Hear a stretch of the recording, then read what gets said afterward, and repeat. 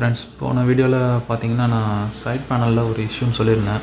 So அதை டிவிஎஸ்ட்டை complaint பண்ணிவிட்டு அப்புறம் அவங்க ஷோரூம் கால் பண்ணி ஷோரூம்லேருந்து எனக்கு கால் பண்ணி வர சொன்னாங்க.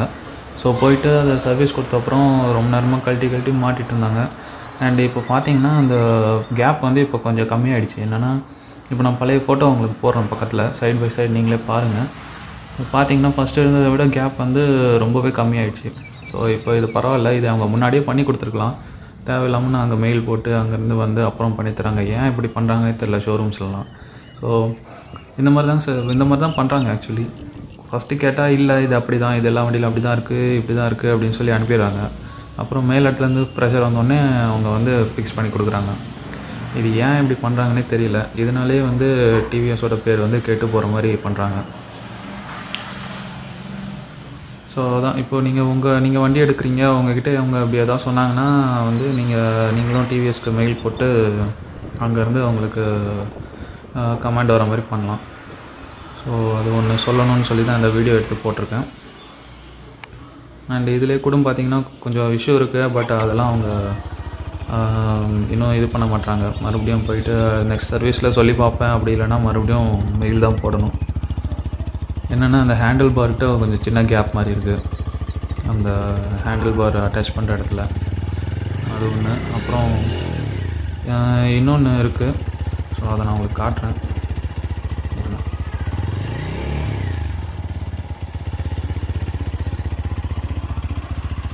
இந்த ஹேண்டில் பார்ட்டு பார்த்திங்கன்னா கொஞ்சம் கேப் மாதிரி தெரியுதா? ஸோ அது ஒன்று. அது சரியாக அட்டாச் பண்ணல. என்னென்னு கேட்டால் இப்படி தான் இருக்கும், இல்லை இப்படி தான் இருக்கும், அது பிரச்சனை இல்லை அப்படின்றாங்க. எனக்கு அன்றைக்கி டைம் இல்லை, சரின்னு சொல்லிட்டு வந்துட்டேன். சரி, நெக்ஸ்ட் சர்வீஸ் இப்போது நெக்ஸ்ட் மந்த் ஃபஸ்ட் வீக்கில் போகணும். ஸோ அங்கே போயிட்டு அதை ஃபுல்லாக க்ளியர் பண்ணிக்கலாம் அப்படின்ட்டுருக்கேன். ரெண்டாவது ஒரு இஷ்யூ இருக்குது. என்னென்னா எக்ஸாஸ்ட் வந்து இன்ஜினில் கனெக்ட் ஆகிற இடத்துல வந்து அதை பர்ஃபெக்டாக ஃபிட் பண்ணாமல் கேப் மாதிரி இருக்குது. நான் உங்களுக்கு காட்டுறேன் இருங்க.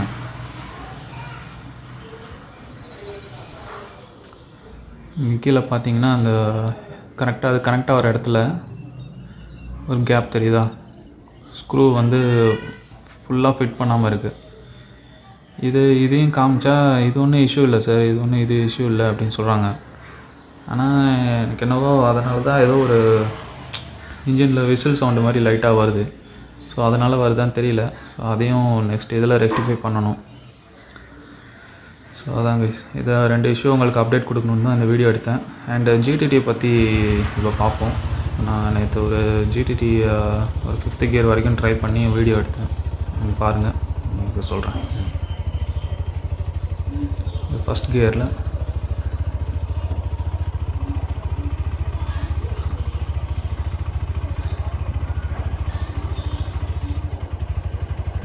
செகண்ட் கியர்,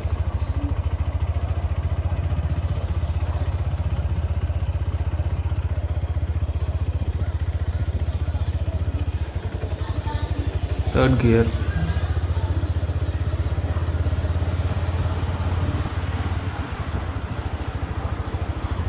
கியர், இந்த ஃபஸ்ட் அட்டம்ப்டில் வந்து ரோடு முடிஞ்சிருச்சு. அதனால் ஃபுல்லாக போக முடியல. இருங்க, இப்போது இன்னொரு ரோட்டில் ஒரு வீடியோ எடுத்தேன், அதையும் போடுறேன். ஃபஸ்ட் கியரில் போகிறேன்.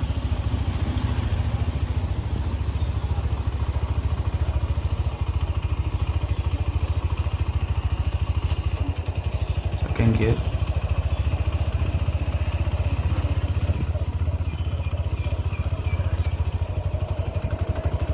தேர்ட் கியர்,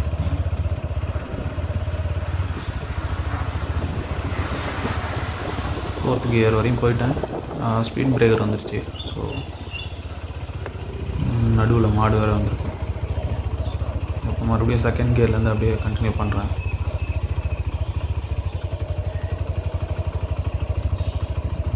தேர்ட் கியர் இது, ஃபோர்த் கியர் இது 5th கியர். ஸோ ஆக்சுவலி வந்து ஜிடிடி நான் ஒரு அன்றைக்கி ஹைவேல ட்ரை பண்ணும்போது 35 வரைக்கும் போச்சு எனக்கு. இது ஜிடிடி ஒன்றும் பெரிய விஷயம் இல்லை. என்னென்னா ஐடியலாக 1000 ஆர்பிஎம்மில் ஓடுற வண்டியை வந்து 2500 ஆர்பிஎம் வரைக்கும் இவங்க ரன் பண்ண வைக்கிறாங்க, நம்ம ஆக்சிலேட்டர் கொடுக்காமலே. ஸோ இதுதான் போயிட்டுருக்கு. அது எவ்வளோ யூஸ்ஃபுல் எனக்கு தெரியல, உங்களுக்கு யாருக்கா யூஸ்ஃபுல்லாக இருந்துச்சுன்னா சொல்லுங்கள்.